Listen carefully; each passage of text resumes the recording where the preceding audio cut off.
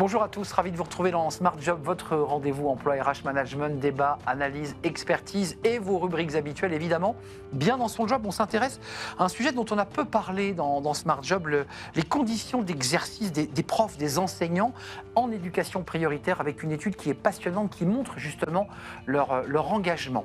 Et on accueillera justement Jocelyn Rigaud, qui est le délégué général de Le Choix de l'école. Il nous parlera justement de cette étude. Le cercle RH, les entreprises, alors on va bien sûr parler, vous avez compris, du budget qui va passer en force, un 49.3, les entreprises victimes collatérales du politique ou des politiques d'ailleurs. On en parlera avec Emmanuelle Barbara, avocate spécialiste en droit du travail et de la sécurité sociale qui est associée chez Auguste Debouzy. Puis on sera avec Philippe Zilberzan, professeur EM Lyon Business School. Il sort d'ailleurs un livre plein de promesses positives dans un monde un peu sombre. On fera le point avec eux. Et on terminera notre émission avec Fenêtre sur l'emploi, maîtriser l'IA, qui est un emploi du temps, c'est du plein temps. On fera le point avec Florent Balayer, il est directeur LinkedIn Talent Solutions, pour terminer notre émission. Tout de suite, c'est bien dans son job.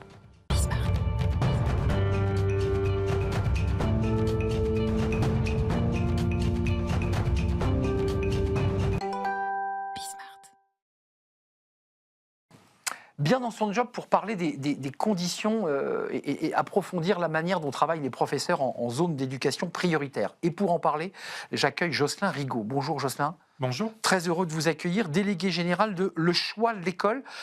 En quelques mots, Le Choix de l'école, et là vous avez évidemment votre étude qui est extrêmement intéressante sur la manière dont ils travaillent et leurs attentes aussi. Le Choix de l'école, c'est quoi ?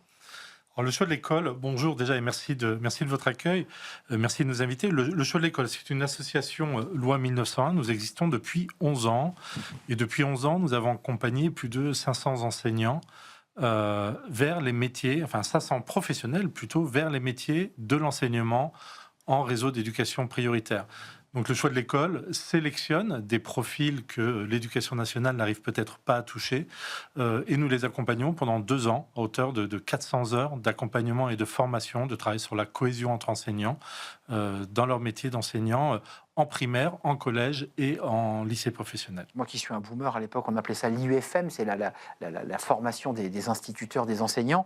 On découvre dans l'étude, et elle est tout à fait édifiante, parce qu'on a souvent le sentiment que les profs en zone d'éducation prioritaire versus REP aujourd'hui, ils sont allés là-bas parce qu'on les a poussés. Il y a 67% qui ont choisi d'enseigner en REP. C'est-à-dire, il y a une vraie volonté, je veux dire presque politique, de leur part, que d'aller sur ces territoires difficiles. Ça, vous le confirmez ? Écoutez, bien sûr, oui, je le confirme. C'est une étude que nous avons menée avec l'Institut BVA Ipsos en mai dernier sur 700 enseignants en REP et en REP+, donc toute académie, académie métropolitaine, mais aussi ultramarine, et auprès d'enseignants en primaire, collège, lycée pro, qui sont les secteurs où nous on travaille.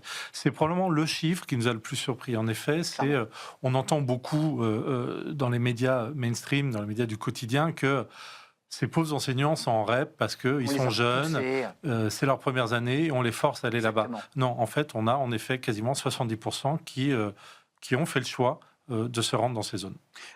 Le versus de cette volonté, parce qu'on sent qu'il y a une vraie appétence, une vraie volonté, c'est qu'ils constatent dans votre étude qu'il manque une formation initiale. C'est-à-dire qu'ils sont à la fois extrêmement mobilisés et motivés, mais ils n'ont pas les outils, ou ils n'ont pas tous les outils.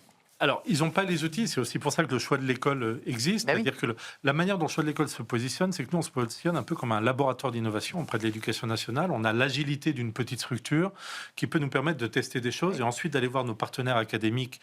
On travaille auprès de 7 académies et je passe d'ailleurs le message sur le fait que nous ouvrons l'académie de Lyon en septembre prochain, que nous sommes à la recherche de candidats en secondaire, en collège et en lycée professionnel. Donc si des Lyonnais nous écoutent aujourd'hui, qui n'hésitent pas à se rendre sur le site du choix de l'école. Et en fait, nous, on propose dans nos 2 ans d'accompagnement différentes manières de former les enseignants. Aujourd'hui, les formations classiques qui sont prodiguées par les services de l'éducation nationale existent, elles sont présentes, elles sont, d'après nous, peut-être pas suffisantes sur certains domaines, et notamment les gestes de classe.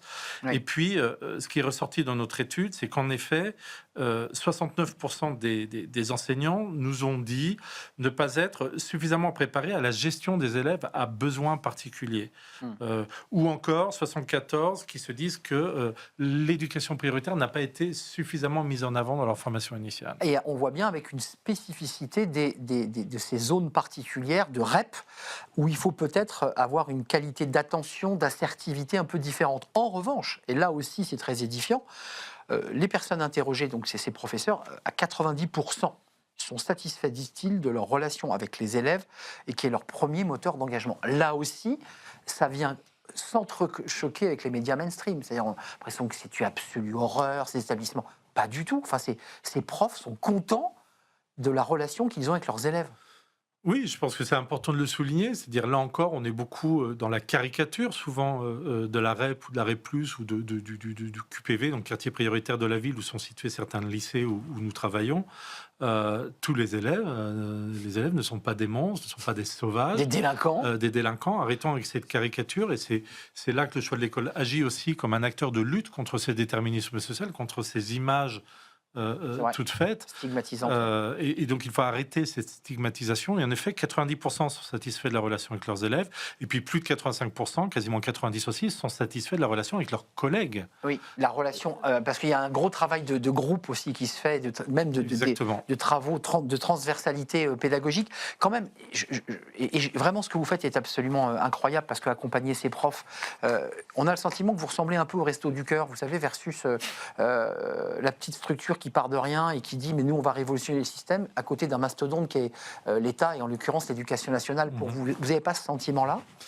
Alors moi j'ai pas ce sentiment-là et nous n'avons pas ce sentiment-là au choix de l'école parce que on ne déclare pas vouloir révolutionner le système. Ce que nous on veut faire, c'est vraiment travailler en complémentarité avec le ministère de l'Éducation nationale. Une fois de plus, être en apporteur et en testeur de solutions. Ça fait 11 ans qu'on teste des solutions. Il y a de l'innovation, oui. Oui, et on teste des solutions non seulement sur l'accompagnement et la formation des enseignants, mais aussi sur la sélection des enseignants. Et vous parliez, si vous me le permettez, il y a un instant de cohésion. L'esprit de cohésion est un facteur capital pour un jeune enseignant qui arrive en REP. Tout à fait. C'est-à-dire aujourd'hui, un enseignant qui arrive en REP contractuel, je dis bien contractuel, il va se retrouver parfois balancé tout seul dans une classe et il est tout seul face à la difficulté. Un peu isolé parfois. Et nous, on travaille beaucoup là-dessus au choix de l'école et on montre aujourd'hui à nos partenaires académiques que cette cohésion entre enseignants néo-contractuels est capitale si on veut que les gamins aient un enseignement de qualité derrière. Amis lyonnais, chef d'entreprise, fondation, allez donc jeter aussi un œil sur le choix de l'école parce que vous êtes aussi financé par des fondations et par des acteurs du monde de l'entreprise qui croient à ce modèle innovant, non pas révolutionnaire, mais qui accompagne ces professeurs pour devenir les meilleurs professeurs dans ces zones parfois un petit peu compliquées d'éducation prioritaire. Merci à vous, Jocelyn Rigaud, délégué général de Le Choix de l'école. Merci de nous avoir rendu visite et puis j'imagine que votre étude est à découvrir sur le site. Absolument. Nous avons un webinaire de restitution de l'étude le 28 janvier prochain, donc la semaine prochaine. Vous pouvez nous suivre sur LinkedIn, vous aurez toute l'information, il reste quelques places, n'hésitez pas à vous y inscrire, elle sera disponible sur le site ensuite. Et c'est pas réservé qu'aux Lyonnais, vous l'aurez compris. Merci Absolument. à vous, on tourne une page, on s'intéresse aux enjeux des politiques, du politique au sens philosophique du terme sur les entreprises avec des grincements de dents, des organisations patronales notamment, à l'issue de ce budget 2026. Que va-t-il se passer? Quel est l'état d'esprit des entreprises françaises, mais aussi finalement des entreprises étrangères voulant investir ici chez nous en France? On en parle avec deux acteurs, c'est le débat d'actu. On est au cœur de l'actu évidemment à l'occasion de ce budget 2026 et c'est tout de suite.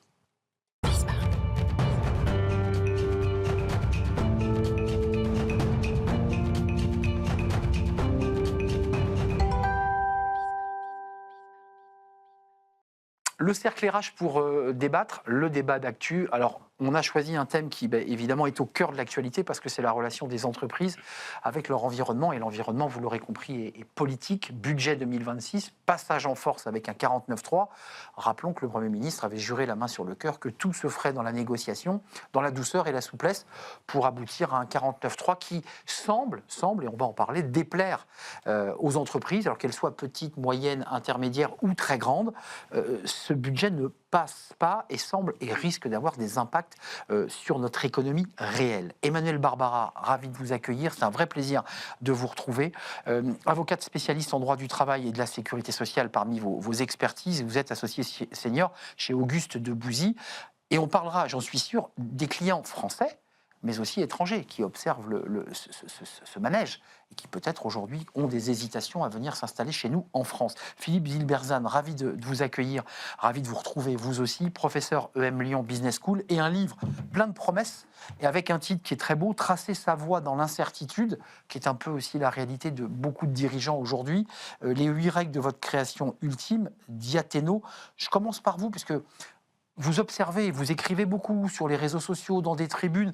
Comment vous regardez la situation dans laquelle nous sommes, cette espèce de dichotomie entre une classe politique dont on ne comprend plus rien et des entreprises qui disent, nous attendez, on a besoin de continuer à avoir le cap, de continuer à créer de la richesse. Comment vous regardez la situation dans laquelle nous sommes?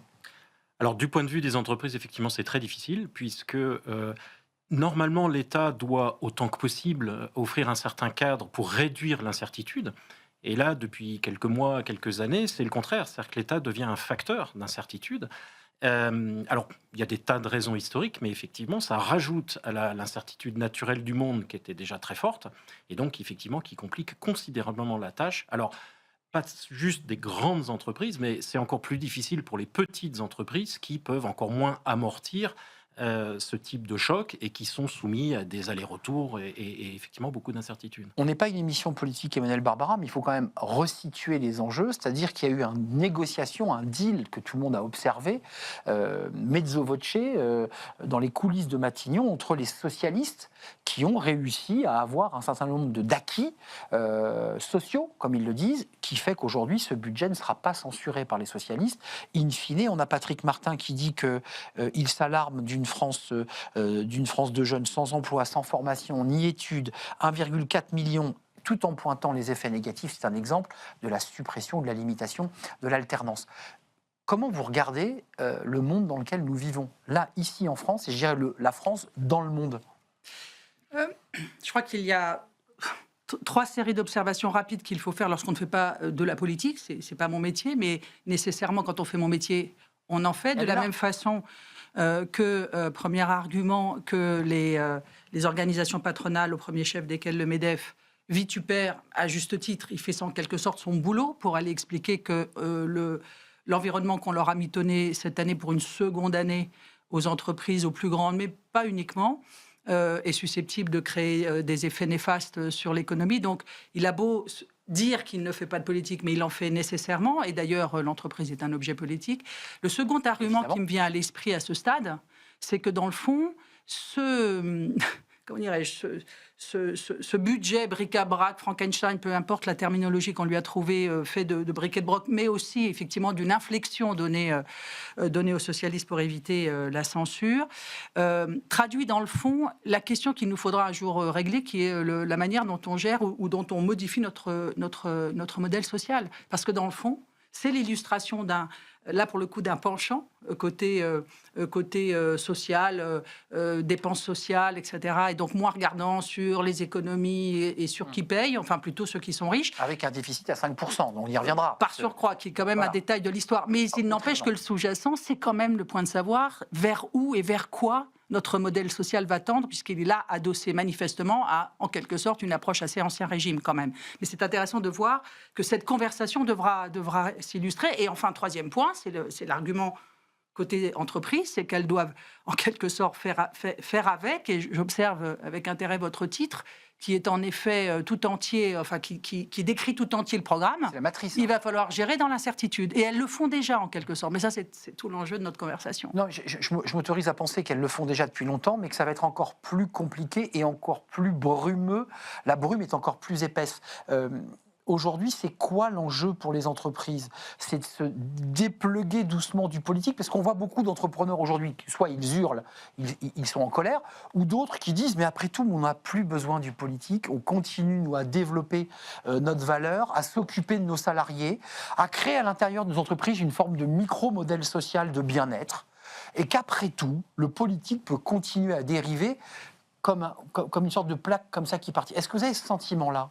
Alors, il y a beaucoup de gens disent que l'entreprise, c'est le dernier truc qui marche en France. Mais ouais. C'est un peu excessif. Cela dit, on ne peut pas se dépluguer du politique. L'entreprise, elle existe dans une société. Et donc, l'entrepreneur, quelles que soient ses opinions politiques, il est dans une réalité politique. Donc soumis aux politiques. Oui, bien sûr, puisqu'on est dans un régime, effectivement, qui a une base politique. Ça, c'est vrai de tout État.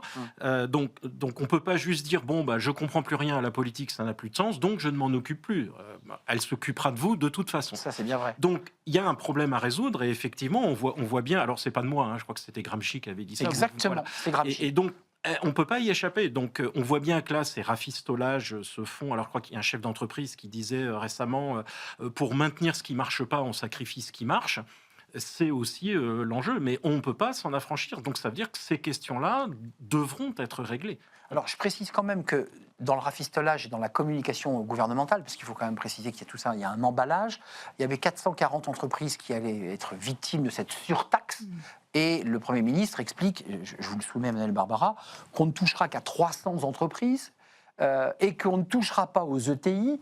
C'est quoi? C'est de la communication politique, c'est de l'emballage, c'est de l'enfumage, où il y a quand même l'idée de ne pas toucher à l'industrie. Comment vous observez cette manière de communiquer, on peut le dire? Il y a nécessairement...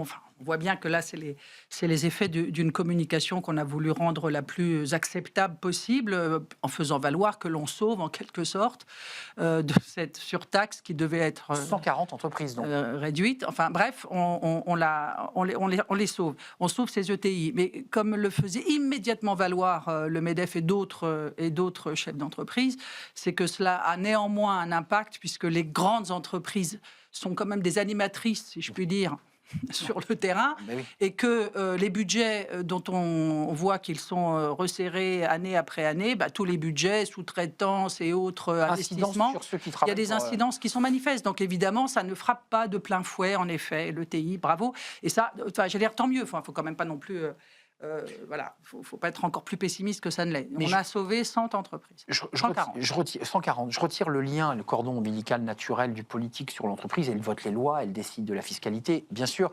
Mais on entend quand même des chefs d'entreprise qui disent, après tout, chez nous, regardez, on arrive à trouver un équilibre, on fait de la parentalité, on crée un juste équilibre, on n'a pas de conflit, on se tape pas dessus, on construit de la valeur et de la richesse. C'est formidable. Et c'est vrai. Et c'est extraordinaire, ça. Et ça, il faut le souligner, le saluer et finalement voir au travers de la stratégie qui sert une stratégie économique et de marché, et de business, etc., évidemment. Mais cette stratégie qui consiste pour l'entreprise de prendre, en quelque sorte, je vais dire, à sa charge, c'est aussi à sa charge, tout un ensemble, tout un écosystème d'ordre social pour répondre aux problématiques de ses propres salariés. Pour même réparer, c'est presque. Clairement, oui, alors c'est pour réparer, mais aussi, je suis un peu plus perfide que vous, si vous me permettez. Allez-y. Je crains que ce ne soit néanmoins une inflexion imprimée depuis le début de ce siècle vers un transfert de charges dit ou pas dit, explicite ou non, comme on dirait plus joliment, on va le vers laisser les à entreprises.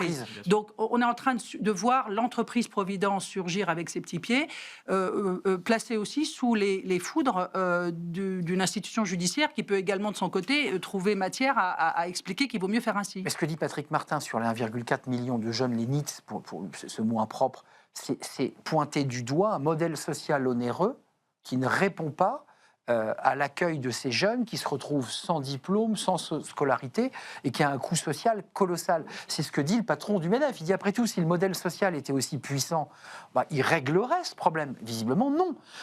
On en est où? Vous qui portez le sujet sur l'incertitude, quand vous avez écrit ce livre, vous n'aviez pas imaginé tout ce qui allait se passer et votre visite en plateau ici aujourd'hui. La réalité dépasse la fiction. C'est ça, vous êtes dépassé par votre titre là. Bien sûr, oui. Et alors, encore une fois, ce qu'on oublie, alors effectivement, on aurait sauvé 140 entreprises, mais moi je le vois sur le terrain aujourd'hui, les multiples annulations de petits contrats d'indépendants, etc., font des dégâts terribles. Et c'est pas juste parce que les impôts vont augmenter, c'est cette incertitude-là, ces allers-retours. On voit bien, par exemple, l'effort considérable qui a été fait sur l'apprentissage ces dernières années. Et puis tout d'un coup, on arrête de façon extrêmement brutale. Moi, je pense, par exemple, alors je prêche un peu pour ma paroisse, une école qui s'investit dans un modèle d'apprentissage qui est extrêmement intéressant. Pendant des années, ça nécessite de refondre des programmes, etc. Et puis là, on nous dit, ah ben non, c'est fini. Alors, ça sera que pour certaines entreprises. Mais en fait, on ne sait pas vraiment. Et là, on est en train de préparer les années prochaines. Comment on fait concrètement pour faire...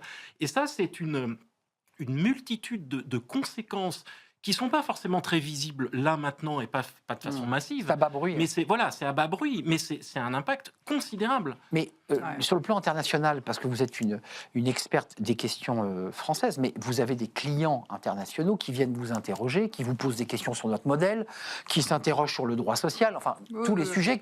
La classique. La classique. L'avocat est interpellé sur ces sujets. Combien ça coûte? Combien ça coûte? Qu'est-ce qu'ils vous disent aujourd'hui? Moi, je vois ça de loin, j'attends un peu pour investir. Je pense que la France est plus le bon pays. Pourtant, c'était un pays qui, il y a encore quelques années, était le pays où on avait envie de venir s'installer. Oui, mais d'ailleurs, vous avez observé qu'il y a eu de certaines fluctuations importantes en matière d'investissement en France ces dernières années. Donc, c'est clair. Bon, les entreprises en question ne viennent pas klaxonner sur le fait qu'elles ne viendront pas investir davantage. Elles ne disent pas. Mais on peut voir aussi des inflexions sur le terrain au travers des outils qui n'ont rien à voir, enfin, qui sont j'allais dire, le bras armé ou la suite des événements qui consiste à dire peut-être qu'il faudrait qu'on restructure nos activités en France et peut-être qu'il faudrait qu'on revoie comment... parce qu'en gros, ça coûte cher, cette affaire. Bon. Et là, ça nous fait tomber dans un autre registre, qui est le registre, évidemment, des restructurations et des conditions légales pour mettre en place un PSE qui soit conforme. Donc, et c'est du chômage qui progresse. Mais bien sûr, voilà. enfin, je veux dire, c'est son cortège, et c'est vrai aussi des entreprises françaises. Tout ça est un cortège tellement attendu. On l'a quand même vécu de manière Donc, on la connaît, l'histoire. cyclique. On la connaît, oui. l'histoire. Non, l'histoire, elle est écrite sur le tableau, etc. La seule chose... J'ai envie de mettre un tout petit éclat de lumière dans cela, c'est que il faut aussi saluer non seulement les efforts que sur le terrain, certaines entreprises qui ont peut-être davantage de débouchés ou qui n'ont pas vu une atténuation de leur carnet de commandes cette année en 25, parce que là, quand même, si on regarde les résultats de BPI France fin novembre, il y a un grand nombre de PME, TPE qui ont souffert, mais certaines d'entre elles ne souffrent pas, et ne souffrant pas, ce qui est intéressant, c'est de voir pour celles-ci, et il y en a quand même quelques-unes, hein, et notamment qui voient les perspectives 26 comme, pourquoi pas, convenables, et bien elles intègrent totalement ce dont on parlait, c'est-à-dire l'idée de faire attention et de porter une attention plus appuyée justement au personnel et dans les variables d'ajustement. Un CARE qui bascule de l'État vers une et ça, entreprise. je trouve ça intéressant parce que ça participe de la gestion dans l'incertitude, puisque au niveau de l'individu, lui aussi, il vit dans l'incertitude, c'est QFD, et l'incertitude... D'où le modèle social à revoir. Puisque, évidemment, si on compense par l'entreprise, il faut que le modèle se réduise un peu. Il faut organiser la coquille de noix pour chacun. De facto, effectivement, puisque l'État est de moins en moins capable de répondre à ça. Il y a un transfert vers les entreprises. Alors, le prélèvement obligatoire est resté le même, je précise. Alors, voilà, il ne diminue pas même. Donc, alors ça souligne, et moi je le vois aussi beaucoup, le grand dynamisme des entreprises françaises sur le terrain, des petites entreprises qui sont extrêmement dynamiques. J'en ai visité une récemment qui exporte dans le monde entier, etc. Donc ce dynamisme, il est là. Mais c'est vrai que ce sont des coûts supplémentaires. Et encore une fois, on parlait des investisseurs étrangers. C'est pas tellement combien ça va coûter, je sais même pas dire combien ça va coûter. On sait pas. Je sais même pas si je vais pouvoir faire un plan de licenciement, etc. Je peux même pas me projeter puisque de toute façon ça change presque toutes les nuits à l'Assemblée nationale et puis tout va être mis en question en 2027, etc., etc. Et vous allez revenir parce que c'est frustrant. J'ai tellement envie de poursuivre cette émission avec vous parce que on s'est dit beaucoup de choses. On est tous un peu dans l'incertitude. C'est vrai pour les chefs d'entreprise, c'est vrai pour les collaborateurs qui se disent mais on va où? À quelle sauce on va être mangé dans un contexte international dont on n'a pas eu le temps de parler, qui vient évidemment déréguler et qui crée de l'incertitude. Tracer sa voie dans l'incertitude, c'est l'œuvre singulière et joyeuse d'une vie pleinement accomplie. Ce sont les derniers mots de la 4e de couve. Je voulais qu'on mette un petit peu de joie. Voilà, la vie est là. Continuons à avancer et à vivre malgré tout. Merci à vous, Emmanuelle Barbara, avocate spécialiste en droit du travail, en droit de la Sécu chez Senior, chez Auguste Debouzy, et puis Philippe Zilberzan, vous êtes professeur, écrivain, avec ce dernier livre chez Diathéno, Les 8 règles de votre création ultime. C'est messianique ce livre. Merci à vous deux. Merci. On tourne une page, c'est Fenêtre sur l'emploi et on termine notre émission.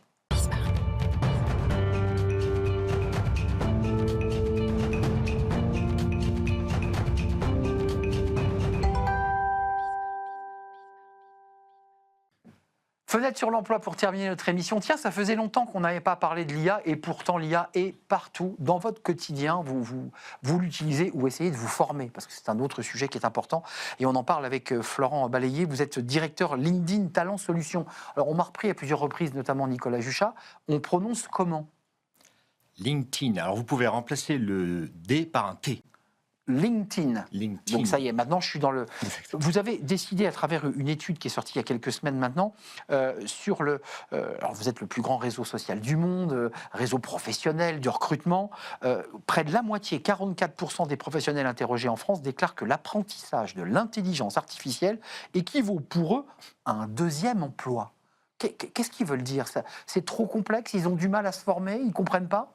Oui, alors il y a en effet plusieurs enseignements qu'on peut tirer de cette étude. Le chiffre dont vous parlez, en effet, met en exergue qu'il y a probablement un fossé qui existe entre les capacités d'un salarié à appréhender les outils d'intelligence artificielle et ce que les entreprises mettent en effet au regard de cet apprentissage qu'il faut faire. Et 44%, en effet, considèrent qu'apprendre ou maîtriser un outil d'intelligence artificielle équivaut à faire un même job. Et dans la lignée, d'ailleurs, de cette statistique, qui est aussi à noter, c'est près d'un tiers, un peu plus, c'est 37%, je crois, des personnes ressentent un sentiment d'anxiété. Alors, cette anxiété naît dans le fait qu'en effet, j'ai conscience qu'il y a un écart qui s'est creusé entre ce que l'entreprise me demande et ce que je sais réaliser, et puis je suis un peu perdu. Voilà. Donc ça veut dire qu'il y a un gap, il y a un petit trou d'air entre l'accélération du monde et de l'entreprise et ce que comment on fait très concrètement? Parce que LinkedIn utilise des outils IA. Quand on manipule LinkedIn, j'en suis un utilisateur quasi quotidien, on voit qu'il y a des possibilités de travailler ses textes, d'améliorer grâce à l'IA. Est-ce que vous apportez en plus, je ne sais pas, des solutions, des formations, de l'accompagnement? Peut-être que ceux qui nous regardent sont tous sur LinkedIn. Est-ce que vous les aidez? Alors on les aide. Déjà, la mission principale, depuis que la création de LinkedIn, c'est de créer des opportunités économiques pour un membre. Donc une opportunité économique, c'est un membre qui chercherait un emploi qui le trouverait, c'est un entrepreneur qui retrouverait des investisseurs, une entreprise qui ferait la promotion d'un outil ou d'un service. Donc tout ça, c'est rendu possible naturellement, mais aussi grâce à nos outils qui permettent aux membres de rédiger un post grâce à des outils d'intelligence artificielle. Qui facilite la vie. Qui facilite, puisqu'on gagne du temps, donc on peut en faire un peu plus. Et puis, de l'autre côté, il y a notre business, le B2B. Donc, nous aidons aussi les entreprises à recruter des talents. Et on est en capacité aujourd'hui d'aider des recruteurs en leur donnant accès à des outils qui sont eux aussi boostés à l'intelligence artificielle, qui leur permettent de dégager du temps. La rédaction d'une annonce, d'une job description, comme on dit, je gagne beaucoup de temps. Florent, il y a un élément que je trouve connexe, c'est-à-dire à la fois l'angoisse dont vous parliez, l'envie de se former, parce qu'on sent bien qu'il faut accélérer, et en même temps, dans l'étude, on voit qu'on revient à l'humain, c'est-à-dire qu'on ne va pas sur l'IA pour savoir si je vais avoir 15% d'augmentation. Globalement, on fait à l'ancienne, et on va voir les collègues autour. C'est-à-dire que c'est assez rassurant de voir qu'il y a à la fois une accélération, mais que l'humain est là. Vous avez raison. L'irremplaçabilité de l'humain est très prononcée dans cette étude. Et ça tombe plutôt bien, puisque c'est la vision que LinkedIn porte aussi de la vision de l'intelligence artificielle. Alors, peut-être que je vais enfoncer une porte ouverte, mais les outils ne sont que des outils et ne doivent rester que des outils. Ils doivent être un moyen, et ça n'est pas une fin. Et dans cette étude, vous l'avez lu, c'est 70% des employés, des salariés, préfèrent s'en remettre à une décision humaine. 90% des dirigeants ont le même sentiment, que la décision, au final, doit s'en remettre à l'humain. Eh ben, ça fait plaisir de l'entendre, cher Florent Balayer, directeur LinkedIn Talent Solutions, parce que c'est intéressant d'entendre que l'humain reste aussi au cœur d'un réseau social aussi puissant que le vôtre, utilisé par des millions, pour ne pas dire presque des milliards peut-être d'utilisateurs dans le monde entier. Je ne parle pas de la France. Merci de nous avoir rendu visite. Je vais me faire tirer les oreilles, nous sommes très en retard. Merci évidemment à Nicolas Juchat qui m'accompagne pour chacune de ces émissions. Merci à toute l'équipe, merci à Paul au son, merci à Charles à la réalisation. Merci à vous pour votre fidélité. Évidemment, je serai là pour un prochain numéro de Smart Job. Bye bye.